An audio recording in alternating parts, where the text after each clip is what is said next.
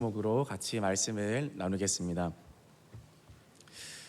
사람은 본능적으로 높은 자리에 앉아서 머리가 되고 다른 사람으로부터 대접을 받으려는 욕구가 있습니다. 이러한 욕구는 인간의 본능인 것이고 이것을 꼭 악하고 나쁜 것이라고만은 말할 수가 없습니다. 예수님께서도 사람들에게 으뜸이 되지 말라라고 말씀하시지 않았습니다. 으뜸이 되어라. 크고자 하는 그런 욕구 자체를 예수님은 부인하시지 않았습니다. 그것 자체가 나쁜 것이라고 말씀하지 않으셨습니다. 단지 예수님은 어떻게 해서 으뜸이 될 것이고, 그리고 머리가 되고 나서, 으뜸이 되고 나서, 잘 되고 나서 무엇을 하려고 하는가, 그것에 대한 의미를 가르쳐 주신 것입니다. 예수님 어떻게 으뜸이 되어야 된다고 말씀하십니까? 섬김으로 으뜸이 될 수 있다. 누구든지 섬기는 자는 머리가 된다. 누구든지 희생하고 헌신하는 자는 첫째가 된다. 으뜸이 될 수 있다. 그렇게 예수님께서는 분명하게 말씀해 주신 것입니다. 으뜸이 필요 없는 것이 아니라 많이 있어야 되는데 섬김과 헌신과 희생으로 리더가 될 수 있고 으뜸이 될 수 있다. 그렇게 말씀을 하시는 것입니다. 믿으십니까? 세상에서 으뜸이 되는 방식과 하나님 나라에서 으뜸이 되는 방식의 차이인 것입니다. 세상에서는 남을 짓밟고 올라서고 으뜸이 되지만 하나님 나라에서는 내가 내려옴으로, 내가 그 사람 밑으로 들어감으로, 내가 순복함으로, 내가 순종함으로 으뜸이 되는 것입니다.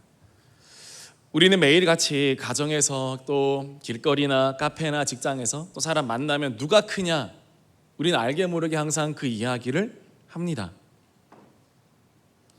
학급에서 누가 1등 했냐, 이번에 누가 상 받았냐, 누가 반장이냐, 이것 때문에 많은 이야기들이 일어나고, 직장에서는 누가 빨리 높아지고 승진할 것이냐, 회사 중에서는 어떤 회사가 돈을 제일 많이 주는가, 어떤 회사가 제일 좋은 회사인가, 그런 이야기들, 우리가 의식하지 못하지만, 우리가 인지하지 못하지만 우리가 하는 이야기는 내가 으뜸이 될 수 있을까 없을까, 또는 다른 누군가가 으뜸인가 아닌가, 거기에 대한 이야기입니다. 인간의 역사는 누가 으뜸이 될 것인가, 그런 역사였지 않았습니까? 이 경쟁을 통해서 이 역사가, 사회가 발전하기도 하지만 또한 아픈 역사를 만들어내는 그런 원인이 되기도 하는 것입니다. 이러한 욕망은 예수님 가장 가까이 있는 제자들에게도 예외가 아니었습니다. 오늘 본문의 배경은 예수님께서 예루살렘으로 가시는 길이었습니다. 이 길은 어떤 길인가요? 죽으러 가는 길이었습니다. 순종의 길이었습니다. 사람을 섬기는 길로 가는 것이었습니다. 이 길을 가시면서 예수님께서 유명한 말씀을 하시는데, 마가복음 10장 33절 34절 보면요, 보라, 우리가 예루살렘에 올라가노니 인자가 대제사장들과 서기관들에게 넘겨지매 그들이 죽이기로 결의하고 이방인들에게 넘겨주겠고 그들을 능욕하며 침뱉으며 채찍질하고 죽일 것이나 그는 3일 만에 살아나리라. 예수님 자기 가시는 길을 알고 가시는 것입니다. 예수님은 우리보다 인생 살기가 훨씬 더 어려웠을 겁니다. 혹시 사랑하는 성도님들 중에 내가 어떤 인생을 살지 알고 그 길을 가시는 분이 계신가요? 우리 인생 돌아보면 내가 몰랐으니 여기까지 왔다라고 우리는 고백합니다. 내 인생 내가 겪을 고난, 내가 겪을 수모, 내가 겪을 어려움들을 내가 미리 알았더라면 여러분, 우리가 그 길을 진작에 갈 수 있었을까요? 우리는 그 길을 알 수 없습니다. 내 앞에 어떠한 고난이 있는지, 어떠한 깊은 골짜기가 있는지 우리는 알지 못한 채 갑니다. 그리고 정신없이 당하다가 그 길을 지나옵니다. 그리고 그것은 우리의 과거가 되고 우리의 인생이 되는 것입니다. 몰랐기 때문에 온 것이죠. 그런데 여러분, 예수님은 자기가 당할 모든 고통, 고난, 어떻게 모욕당하고 배신당하고 죽을지 예수님 모르지 않았습니다. 아는 길을, 뻔히 아는 길을 그대로 간 것입니다. 예수님은 우리보다 훨씬 더 인생을 하루하루를 살기 어려운 분이셨습니다. 그러나 예수님은 알고도 갔습니다. 죽으러 가는 길, 순종하러 가는 길, 헌신하러 가는 길, 섬기러 가는 길, 그 길을 뒤돌아가지 않고 그대로 갔습니다. 예수님은 이런 이야기를 하시는데, 이런 깊은 이야기를 하시고 계시는데 어떻습니까? 세베대의 아들 야고보와 요한은 주님이 으뜸이 되실 때 나도 으뜸이 되게 하여 주옵소서, 나도 주님의 우편에, 주님의 좌편에 앉기를 원합니다. 그렇게 이야기하고 있습니다. 예수님의 십자가 이야기가 끝나자마자 제자들은 내가 어떻게 하면 왕이 될 수 있을까? 그 이야기를 하고요. 예수님은 죽음을 향해 가시는데 제자들은 내가 어떻게 하면 높아질 수 있을까? 이야기하고 있고요. 예수님은 자신을 내어주려고 하시는데 제자들은 어떻게 하면 내 자리를 얻을 수 있을까? 이야기하는 것입니다. 그것이 우리의 모습 아니겠습니까? 그때 예수님은 너희는 너희가 구하는 것을 모른다. 너희가 왜 으뜸이 되고자 하는지도 모르고 어떻게 으뜸이 되는지도 모른다. 그렇게 말씀하시며 탄식하십니다. 예수님은 죽음을 영광으로 보셨습니다. 예루살렘에 가서 십자가에 죽게 될 때 좌우편에는 강도가 죽게 되고 그런 비참한 처지에 놓이시게 될 운명이었지만 제자들은 이 사실을 모르고 헛된 영광을 구하고 있는 것입니다. 우리도 마찬가지입니다. 예수님을 따르면서도 또 예수님을 우리가 말씀을 들으면서도 예수님과 전혀 다른 방향에서 우리가 구하고 있을 때가 얼마나 많이 있습니까? 예수님의 생각과 제자들의 생각은 전혀 다른 그런 동상이몽의 모습이었습니다. 예수님은 그들의 요구를 들으시고 나서 그래 내가 너희들의 요구를 들어주마 하지 않으시고 너희가 내가 마시는 잔을 마시고 내가 받는 세례를 받을 수 있느냐 그렇게 되물었습니다. 한마디로 뭡니까? 예수님의 고난에 너희들이 참여할 수 있는가? 그 질문을 예수님은 제자들에게 한 것입니다. 그때 제자들은 아무것도 알지 못한 채 할 수 있습니다. 우리도 갈 수 있습니다. 그렇게 이야기합니다. 그런 이야기를 들으니까 옆에 있는 제자들은 또 시기가 나고 질투가 나서 갈등이 생기고요. 분란이 일어납니다. 마가복음 10장 14절 말씀 보면 10 제자가 듣고 야고보와 요한에 대하여 화를 내거늘이라고 그렇게 이야기하고 있습니다. 자리 싸움하는 이 구도인 거죠. 제자들은 결국에는 지금 수준은 자리 싸움하는 수준이었습니다. 누가 크냐, 누가 작으냐. 여전히 제자들은 이 싸움에 몰려 있었습니다. 예수님의 생각과는 전혀 다른 아주 거리가 먼 그런 생각을 하고 있었던 것입니다.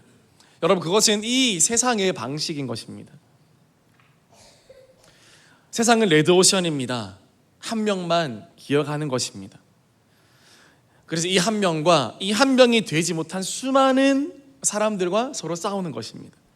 한쪽에서는 끌어내리고 한쪽에서는 그것을 지켜내려고 안간힘을 쓰는 것이 이 세상입니다. 우리 사회입니다. 우리의 인생입니다. 그러나 하나님 나라는 어떻습니까? 하나님 나라는 어떤 나라입니까? 하나님 나라는 블루오션입니다. 누구든지 으뜸이 될 수가 있고 누구든지 은혜의 주인공이 될 수 있다라는 사실입니다. 믿으십니까? 누구든지 하나님 나라는 으뜸이 되고 누구든지 하나님 나라에는 사모하는 자들에게 소망을 하는 자들에게 주님은 또다시 기회를 주시고 또다시 은혜를 내려주시는 그런 복된 나라가 하나님의 나라인 줄 믿으시기를 바랍니다. 어떻게 그렇게 됩니까? 섬김으로, 또 겸손함으로, 낮아짐으로 그렇게 으뜸이 되는 것입니다. 교회가 왜 불안해집니까? 세상의 방식이 교회에도 통하는 순간 교회도 레드오션이 되고 치열한 갈등의 현장이 되는 것입니다. 인간의 계산이 들어오고 인간의 편이 만들어지고 그렇게 되는 것입니다. 평안함이 없는 공동체가 되는 것입니다.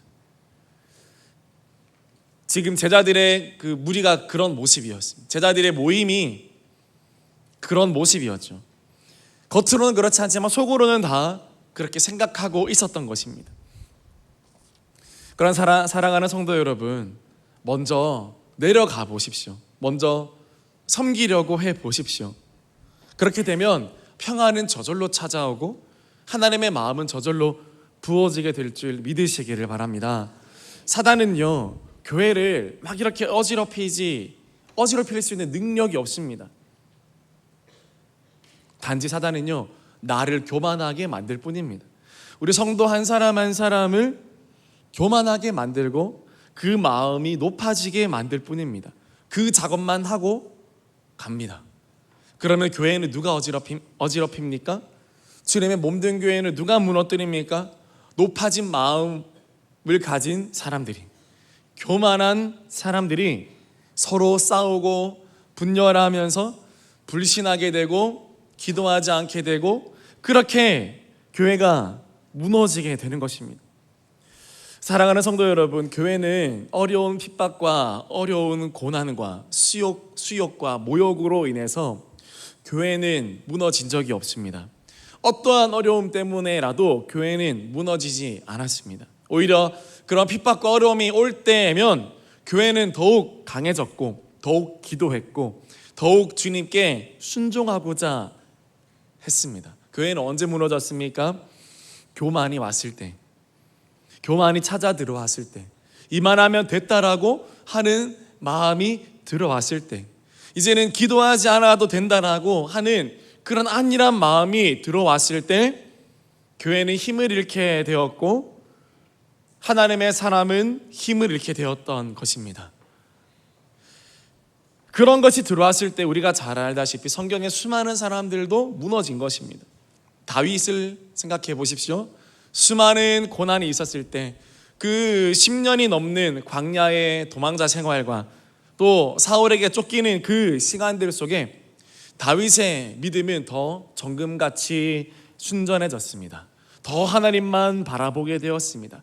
시편의 주옥 같은 그런 말씀들은 다윗이 평안함에 있을 때 나온 것이 아니라 다윗이 고난 중에 정말 아무것도 할 수 없는 그 중에 하나님 앞에 탄식함으로 기도하는 그 중에 다윗의 시편과 진주 같은 고백이 나온 것이지 다윗이 평안한 궁에 누워 있을 때 그런 고백은 나오지 않았고 오히려 죄를 짓는 통로가 되었습니다.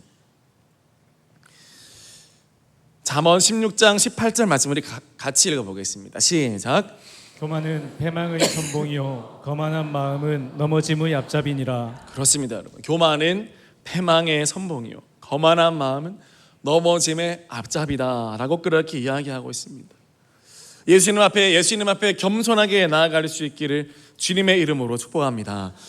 예수님의 생애를 관통하는 분명한 인생관은 겸손입니다. 겸손이고 순복이고 순종인 것입니다. 주님은 영광을 죽음에서 보았고 삶의 가치를 섬김에서 찾았습니다. 하늘의 미랄이 땅에 떨어져 죽지 않으면 하늘 그대로 있고 그러나 하늘의 미랄이 죽으면 많은 열매를 맺는다고 했습니다.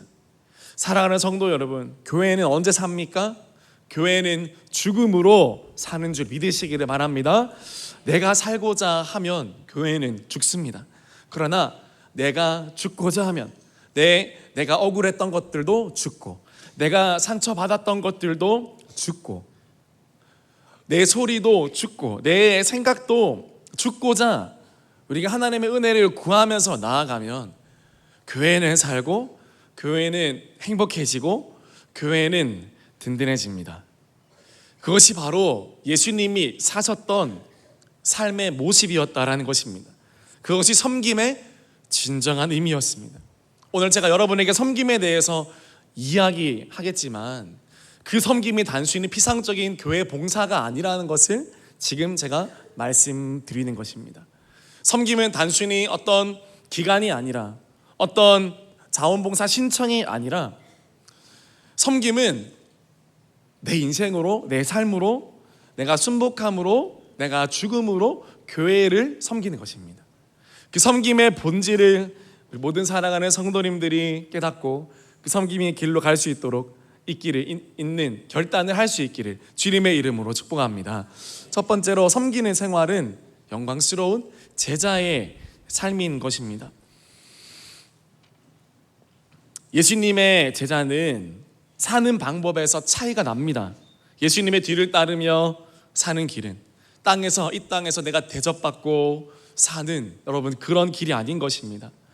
세상 사람들은 얻고 이기고 누리는 데서 영광을 찾습니다. 그러니까 모든 사람들이 거기에 관심을 가지고 있죠. 그러나 예수님은 그와 정반대입니다. 예수님은 버리고 지고 그리고 죽는 데서 그분은 영광을 보았고 가치를 보았고 섬김의 본질을 보셨습니다.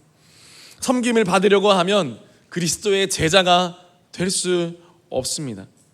예수님은 친히 철저히 섬기는 자의 본을 늘 보이셨습니다. 제자들이 누가 크냐라고 이렇게 다투었을 때 예수님이 그들을 혼내시지도 않았습니다. 예수님은 다시 섬겼습니다. 그래, 애들이 아직 모르는구나 하면서 다시 예수님은 다락방에 가셔서 친히 겉옷을 벗고 수건으로 허리를 동이시고 대야에 물을 담아 제자들의 발을 씻겼습니다. 종들이 하는 일을 다시 섬겼습니다. 제자들이 알 때까지 섬겼습니다. 사랑하는 성도님들, 여러분이 섬기고 있는 영혼들이 여러분의 섬김을 알지 못할 때가 있을 것입니다. 그러나 그럼에도 불구하고 끝까지 섬겨줄 수 있기를 주님의 이름으로 축복합니다. 알 때까지, 알게 될 때까지 여러분 섬겨 보십시오. 쉽지 않지만 기도하면 주님께서 우리에게 그런 은혜를 주십니다. 예수님은 끝까지 친히 종이 되어 주셔서 제자들의 발을 씻겨 주시고, 그리고 제자들에게도 너희들도 이렇게 살아라, 나처럼 해라 라고 말씀해 주신 것입니다. 우리는 이 예수님에게서 섬기는 본을 받아야 되는 것입니다.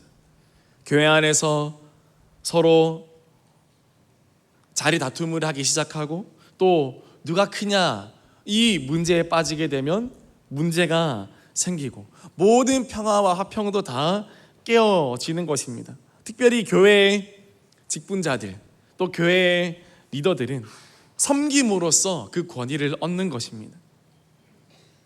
가장 많이 섬긴 그 분에게서 우리는 권위를 보는 것이죠. 우리가 부모님에게 함부로 할 수 없는 이유는 무엇입니까? 우리가 부모님을 함부로 대할 수 없는 이유는 자녀를 향한 헌신과 그 희생을 알기 때문이죠. 그 섬김의 가치를 알기 때문에 그 권위를 인정하는 것이죠.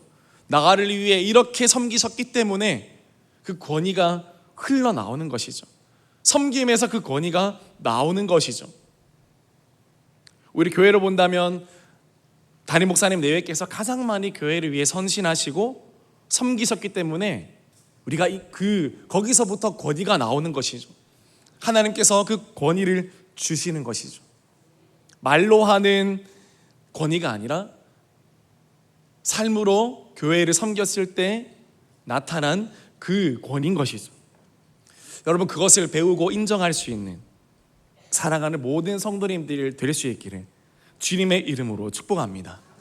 하나님은 섬기는 자에게, 교회를 누구보다 사랑하는 그 자에게 모든 것들을 부어주시고 하나님의 권위도 부어주시고 자리도 주시고 주님이 뒤를 봐주시고 주님이 역사하시는 것입니다.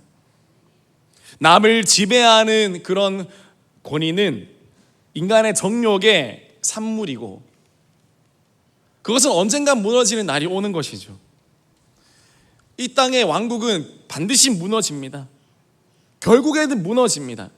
인간이 세운 나라 중에 영원했던 나라는 한 나라도 없었고 앞으로도 없을 것입니다.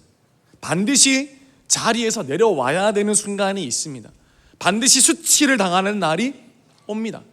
구약의 역사도 그런 역사의 반복이었습니다. 왕들이 세워지지만 왕들이 내려오고 죽고 포로로 잡혀가며 또 왕들이 세워지지만 또 왕들이 내려오고 또 포로로 잡혀가고 또는 암살당하고 그런 역사인 것입니다. 반드시 왕좌에서 내려오는 여러분의 인생도 마찬가지입니다. 지금 여러분이 승승장구하고 있다고 해서 자만하실 필요 전혀 없습니다. 여러분의 통장에 잔고가 차고 넘친다고 해서 안심할 이유는 전혀 없습니다. 결국 여러분의 통장을 떠나서 여러분의 인생 주님 앞에 교만하게 끝까지 나아간다면 반드시 그 자리에서 내려와야 되는 날이 올 것입니다. 하나님은 반드시 그렇게 하십니다. 하나님은 그분 앞에 고개 숙이지 않는 자를 주님은 반드시 고개 숙이게 만드십니다. 하나님은 사랑이 많으시고 좋으신 하나님이시지만 그분의 권위와 그분의 질서는 절대 빼앗기지 않는 하나님이십니다. 하나님은 무서운 하나님이십니다. 오늘날의 교회는 사랑의 하나님, 평화의 하나님, 긍휼의 하나님을 이야기하지만 무서운 하나님, 징계하시는 하나님, 권위를 끝까지 지키시는 하나님, 그 하나님에 대해서는 잘 설교하지 않는 것 같습니다. 그러나 사랑하는 성도님들, 하나님은 두려우시고 무서우신 하나님인 줄 믿으시기를 바랍니다.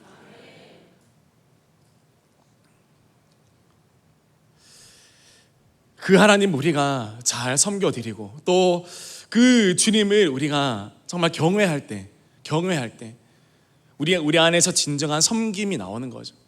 그 섬김도 나의 공로가 나의 의가 되는 것이 아니라 정말 주님을 두려워함으로 정말 주님을 경외함으로 교회를 섬기게 되고 또 성도를 섬기게 되는 그것이 되는 것이죠. 그것이 바로 제자의 증표이고 제자의 증거인 것입니다. 그 제자로서의 섬김의 삶을 살아갈 수 있는 사랑하는 모든 성도님들을 드릴 수 있기를 주님의 이름으로 축복합니다. 두 번째로 섬김으로 우리의 인생은 행복해지는 것입니다. 섬기는 생활에는 항상 이타적인 행동이 따르게 되는 것입니다. 그래서 섬기는 사람은 행복합니다. 섬김을 통해 위대해집니다. 정말 위대한 인물은 누구일까요? 정말 위대한 존재는 누구입니까? 섬김의 범위가 넓은 사람입니다. 그리고 섬김의 범위가 깊은 사람이고 그리고 섬김의 높이가 높은 사람이고 섬김의 길이가 긴 사람입니다. 그 사람이 아주 위대한 사람인 것입니다. 섬김의 범위가 넓다는 것은 섬김의 대상이 제한되어 있지 않다는 겁니다. 어떤 사람은 내가 가까운 사람들만 섬깁니다. 그것은 섬김의 범위가 좁은 것입니다. 그러나 나보다 좀 부족하다 할지라도 연약하다 할지라도 내가 섬길 수 있다면 그 사람은 섬김의 범위가 넓은 것입니다. 섬김의 깊이란 진실한 섬김을 이야기합니다. 겉으로만 섬기는 것이 아니라 완전한 자기 부정에서 우러나온 그런 깊은 섬김입니다. 섬김의 높이가 있습니다. 내가 섬겨도 하나님께 하듯 내 교회에 아무리 작은 일을 맡아도 주께 하듯 중심으로 섬기는 그것이 바로 섬김의 높이입니다. 내가 하나님을 사랑하기 때문에 섬기는 것이죠. 섬김의 길이가 있습니다. 언제까지나 한결같이 섬기는 자세를 이야기합니다. 직분이 바뀌고 가정의 상황이 바뀌고 어떠한 상황과 순간에서도 그 자리에서 섬기는 사람을 이야기합니다. 이것 결코 쉽지 않습니다. 상황이 흔들리고 모든 것이 바뀌고 또 감당할 수 없는 어려움이 오면 모든 사람은 도망갑니다. 포기합니다. 그리고 남에게 맡기고 사라집니다. 그러나 섬김의 길이가 긴 사람은요, 한결같이 그 자리를 섬깁니다. 예수님께서 그러하셨던 것처럼 예수님도 골고다 십자가를 올라갈 때 수없이 많이 넘어졌다라고 그렇게 역사의 문헌들은 기록하고 있습니다. 그러나 예수님은 끝까지 갔습니다. 그 십자가를 지고 끝까지 그 길로 올라갔습니다. 여러분, 그것이 섬김이라는 것이죠.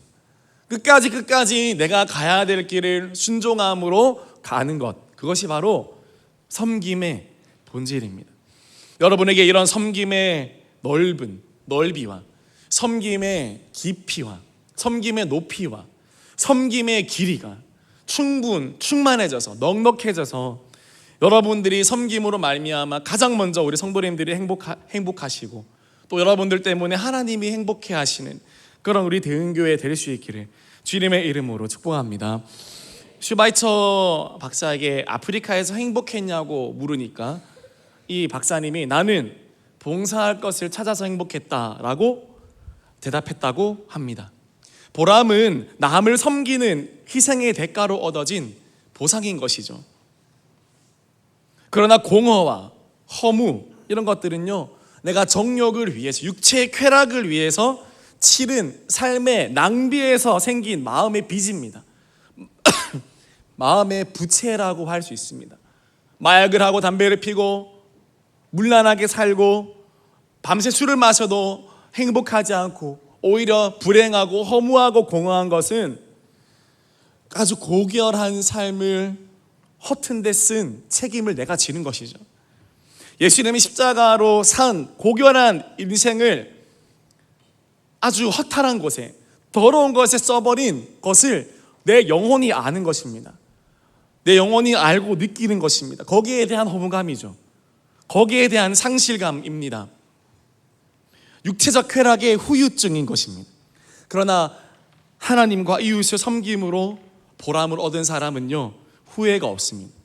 주님을 섬긴 자들에게는 후회가 없는 줄 믿으시기를 바랍니다. 사랑하는 성도 여러분, 주님께 인생을 드리고 교회에 인생을 드리기를 주저하시는 우리 성도님들 계시고 우리 청년들 계시는 줄 압니다. 사랑하는 성도님들, 그러나 저도 인생 얼마 살지 않았지만 제가 바라보고 가는 것이 있습니다. 마지막까지 내가 주님을 섬기면, 마지막까지 주님께 순복하고 또 주님께 순종하는 삶은 결코 후회함이 없다라는 사실을 믿기 때문입니다. 사랑하는 성도님들, 믿으십니까? 주님을 위해 살고 또 먼저 그의 나라와 그의 의를 구하며 사는 삶은 절대 후회가 없다는 거예요. 사랑받는 자가 행복한 것이 아니라 사랑하는 자가 행복하고요. 내가 섬김을 받는 사람이 행복한 것이 아니라 섬기는 사람이 행복한 것입니다.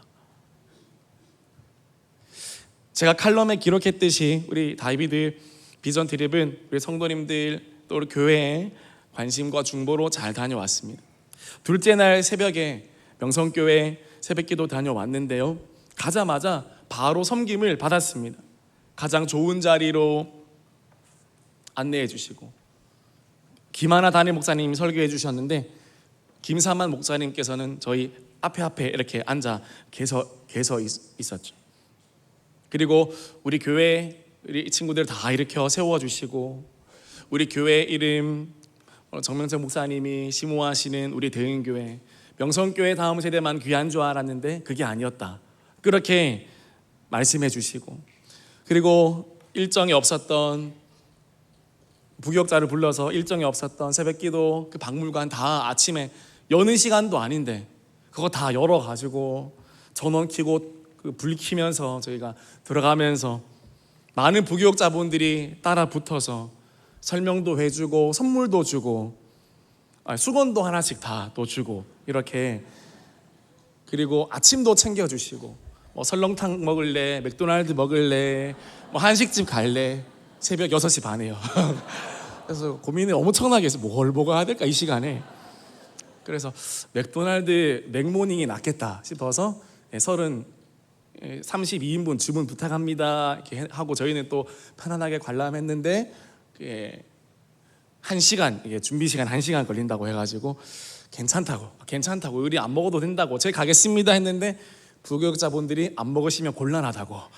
누가 곤란한지 모르겠지만 아마 부교육자분들이 곤란해지셨을 거예요. 그래서 너무 안쓰러워서 먹겠습니다 이렇게 하고 근처에 베이커리 집을 막 찾아다니면서 공수 모든 샌드위치 또 음료수를 다 공수해요 오셔서 저희는 버스에서 편안하게 기다리고 있다가 다 공수해 오셔서 그렇게 저희한테 끝까지 전달해 주시고 가셨어요. 혹시 그 김하나 담임 목사님 그 연락처 알고 계시면 저한테 알려주시면 제가 감사 인사를 좀 전해야 될 것 같습니다. 너무 감사하다고. 명성교회 새벽기도 때 매일 대표 기도가 있습니다.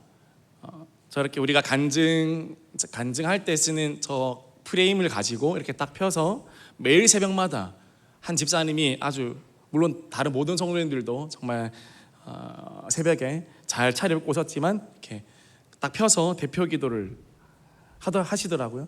기도하시면서 명성교회 여러 사역들을 위해서 중보하시는 걸 들었습니다. 명성교회 많은 사역들 다 제가 들어보니까 다 섬기는 사역이었어요. 뭐 선교 사역, 다음 세대 사역, 지역 사회 사역. 여러분 아시다시피 또 에티오피아 병원도 있고 또 교도소도 하고 있고 정말 많은 그런 섬김들을 위해서 기도하고 기도하는 것을 제가 들었을 때 또 많은 감동이 되었습니다. 섬김의 넓이와 이 깊이가 정말 하나님께서 채워주시고 이렇게 섬기니까 또 이렇게 하나님께서 축복해 주시는구나.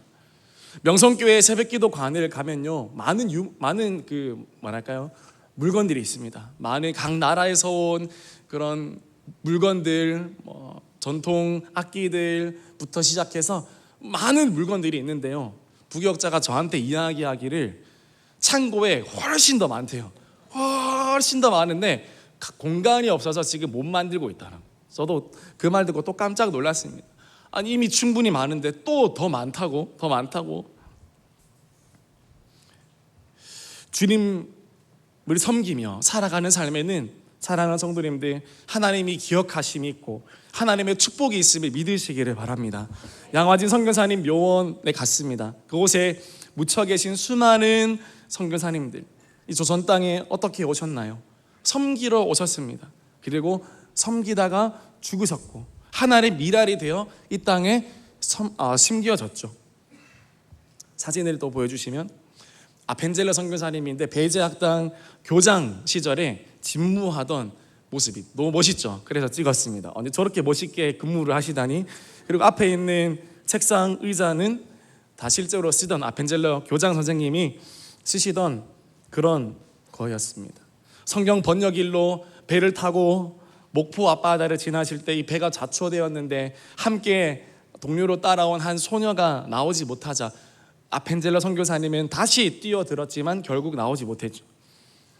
섬기러 오신 것이기 때문에 그렇습니다. 섬기러 오셨기 때문에 오신 것입니다. 전라도의 서서평 선교사님 수많은 고아와 또 사랑 아이들을 돌보고 죽었을 때 그의 머리맡에는 보리쌀 2그릇 그리고 동전 7전 정도밖에 없었다고 합니다.